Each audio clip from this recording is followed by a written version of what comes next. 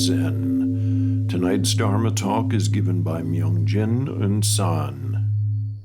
Tonight I want to talk about the Sutra of Perfect Enlightenment, which is possibly not one of the better known sutras in the West. Certainly not compared to like the Diamond or Lotus or Heart Sutras, for example. And this one's interesting because to me, it spans the gamut of practice. It basically cuts through the rigidity that we often can find our thoughts going to when we think of our practice. For example, there's the sudden enlightenment or gradual enlightenment, or maybe if you're part of the Sangha, sudden enlightenment, gradual cultivation.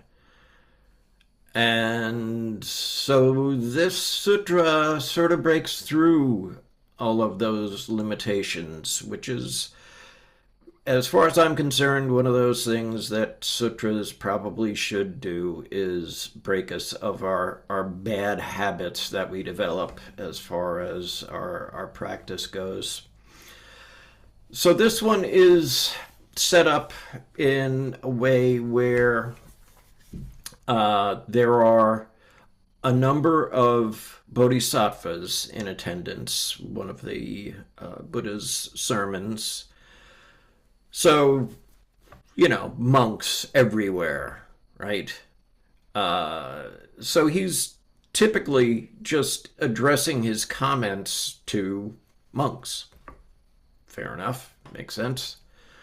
As opposed to some sutras where it's kind of just a dialogue between the Buddha and one Bodhisattva. Subhuti and the Buddha in Diamond Sutra, Avalokiteshvara and Shariputra in the Heart Sutra, for example. Here there's a dozen Bodhisattvas, and they all pose questions to the Buddha. And the sutra is kind of like an owner's manual for practice. It's the how-to guide.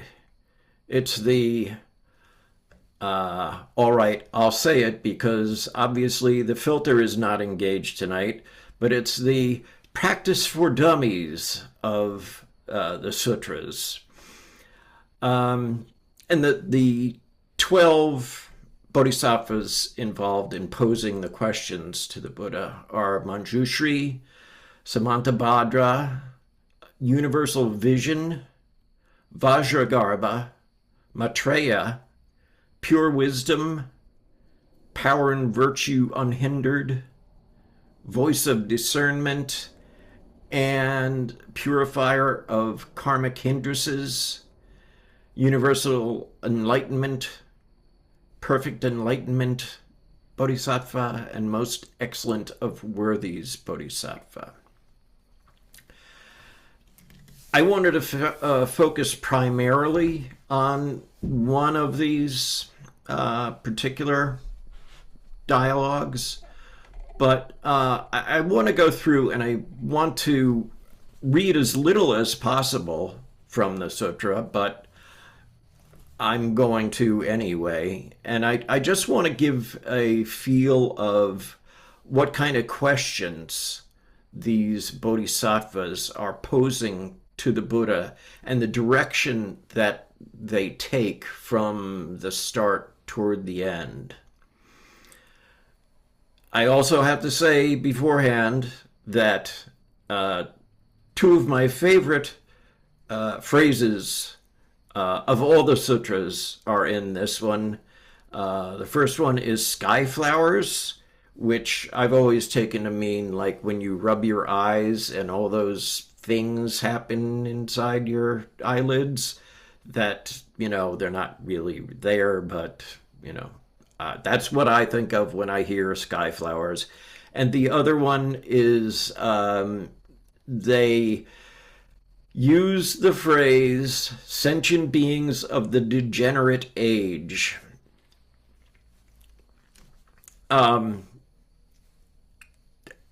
going to leave that bit out as much as possible, but it's interesting that, the sentient beings, once the Buddha has died and the teachings are that much further away from the original and original teachers and their descendants, and it's harder to get the teachings. That's the degenerate age, and you can figure out whether we're in it or not. So Manjushri starts, teach us about the reality practice or the Dharma practice of the Tathagata's originally arisen pure causal stage. Also, please teach the Bodhisattvas to arise pure mind in the great vehicle and become distantly removed from all diseases, such that they can cause future sentient beings of the degenerate age who seek the great vehicle not to fall into mistaken views. Samantabhadra's question is, how should we practice? Part of the Buddha's response in that one is, freedom from illusion is in itself enlightenment, and there are no stages. Hold on to that for later. Universal Vision Bodhisattva asks, how should sentient beings think? How should they abide? For sentient beings who have not yet awakened, what kinds of expedient means should be devised to cause them all to awaken? This is the Buddha's response here. These newly awakened bodhisattvas and sentient beings must correct their thoughts and rid themselves of all illusions, first relying on the Tathagata's practice of samatha meditation. Vajragarbha Bodhisattva asks, if all sentient beings are originally perfect Buddhas, then how can they also possess ignorance? If sentient beings are originally ignorant, how can you say that they have always been perfect Buddhas? If all the worldlings in the 10 directions are originally perfectly enlightened, but later give rise to ignorance, at what point do all these Tathagatas regenerate these afflictions? Maitreya Bodhisattva, thought of as the future Buddha, the one who will come back in the degenerate age, I guess. He asks, if the bodhisattvas and sentient beings, how should they sever this root of cyclic existence? When we re-enter the dirty and difficult world, what kinds of teaching devices should we establish to save all sentient beings? Pure Wisdom Bodhisattva says, would you please re-explain the nature of perfect fulfilling enlightenment? What differences are there between that which is grasped and actualized by sentient beings, bodhisattvas, and the world-honored Tathagatas? Power and Virtue Unhindered Bodhisattva asks, World-honored one, my only wish is that you explain in detail for us the gradations of all the expedient methods. In general, how many kinds of religious practitioners are there? Please allow the bodhisattvas and sentient beings of the degenerate age who are seeking the great vehicle to quickly attain awakening and sport about in the Tathagata's great ocean of cessation extinction. Voice of Discernment Bodhisattva says, I beseech you to use expedient methods to teach those at this great assembly and sentient beings of the degenerate age and cause them to awaken to the marks of reality. purifier of all karmic hindrances, Bodhisattva says, if this enlightened mind is originally pure, what kind of defilements cause sentient beings to be suffering in delusion and not enter? My only request is that you thoroughly reveal the nature of phenomena, dharmas, and cause those in this great assembly and sentient beings of the degenerate age to create the future I. Universal enlightenment, Bodhisattva. What kind of person should we have the sentient beings seek? On what kind of teachings should they rely? What kind of practice should they do? What kind of maladies should they remove? And what kinds of resolutions should they make so as to prevent the blind multitude from falling into mistaken views? Perfect enlightenment, Bodhisattva. Those of us present here have already awakened. Like I said, they're the bodhisattvas that he's preaching to, right? But what about the case after your passing away of the sentient beings of the degenerate age who have not yet been able to awaken? How should they conduct meditation retreats to cultivate this pure realm of pure enlightenment? And what in the practice of the three meditations within perfect enlightenment? What are the initial steps? And finally, number 12, most excellent of worthies, Bodhisattva. What names are applied to this Mahayana teaching? And the response is, the scripture is called the Sudden Teaching of the Mahayana, Great Corrective, Extensive, Perfect Enlightenment Sutra of the Complete Doctrine, and sentient beings with the capacity for all sudden will awaken through it. But it also embraces the gradual practice of all sentient beings. Okay, so I did throw in degenerate age, much as I thought I would leave it out, but I just enjoy it so much. So it's the owner's manual. What is it? What do we do? How do we do it? And what happens when we do it? It's not just for the bodhisattvas who are present. It's the bodhisattvas expressing their compassion by asking all these questions about, hey, so in the degenerate age, how do we help the sentient beings there? How do we save all sentient beings? They're bodhisattvas, after all. That is a question. Some of the key elements for me in here is the emphasis he puts on meditation. He goes through samatha meditation, samapatti meditation, and dhyana meditation. We're familiar with the dhyana meditation because that's essentially what Zen is. Samatha is the meditation used to reach some sort of equanimity, to calm the mind, just to chill out.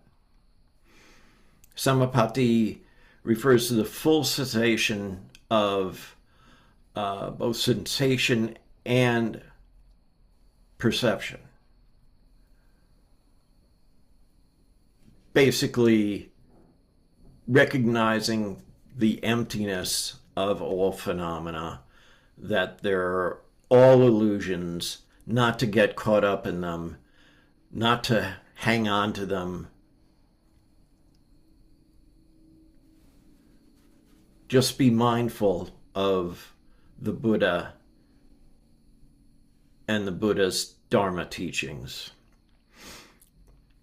Dhyana, of course, is concentration meditation. We focus on one object and we want to reach the state of the extinction of distractions.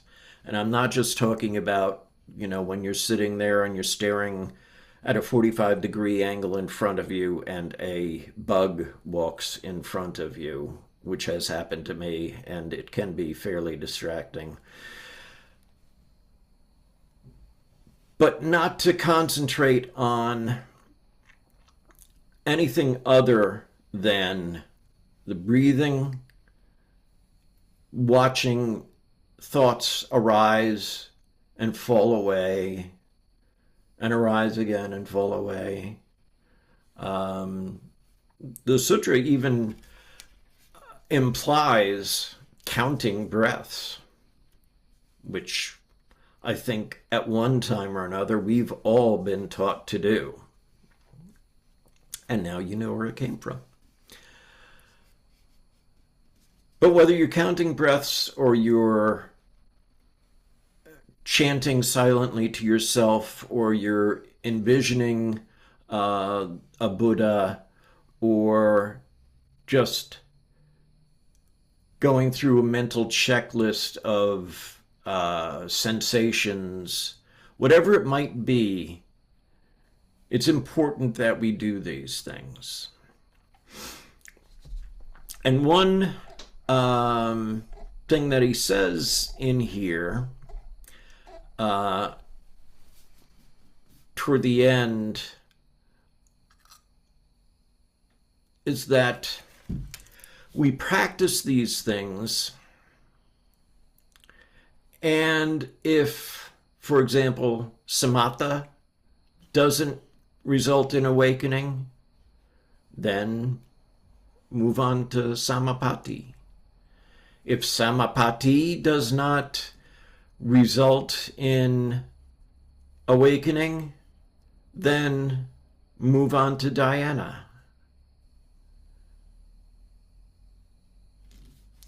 Keep going. Keep plugging away. If one doesn't do it, try another, and then try another. You keep at it, but don't cling to any of them. Don't cling to the attainment of awakening. When you're in illusion, you think there is enlightenment. When you're in illusion, you also might think there is no enlightenment.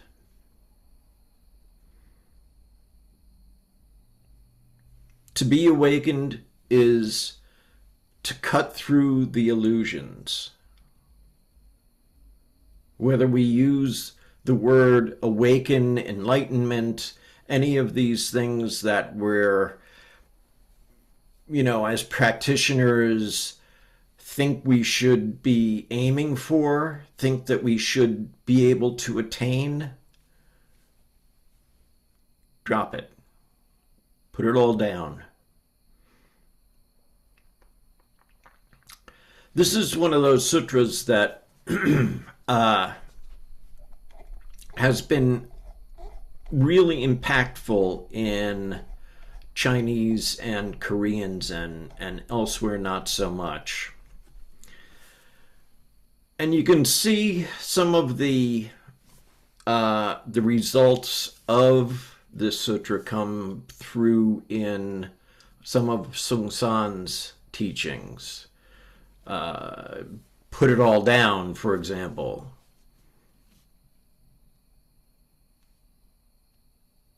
Don't get hung up on the words.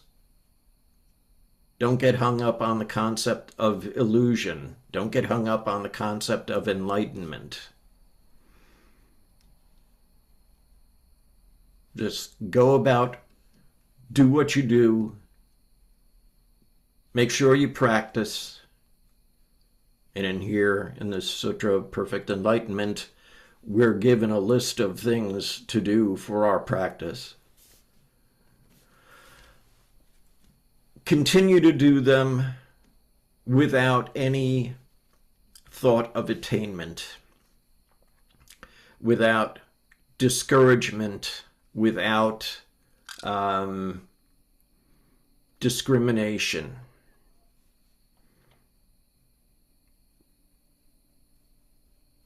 Don't like being enlightened.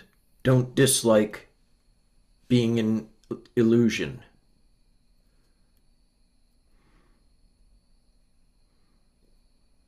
As Sung San would say, try for 10,000 years. You become enlightened and save all sentient beings.